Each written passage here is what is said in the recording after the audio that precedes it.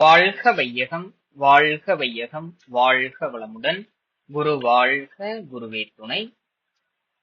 வேதக்கனி யோக Vidyalaya YouTube channel வழியாக வேதாத்ரி மகரிஷி அவர்களின் ஞான களஞ்சிய பாடல்கள் தினம் ஒரு பாடலாக நாம் வாழ்க வளமுடன். தினம் ஒரு ஞான களஞ்சிய பாடல். பாடல் எண் 294. ஆறாவது அறிவின் மேன்மை.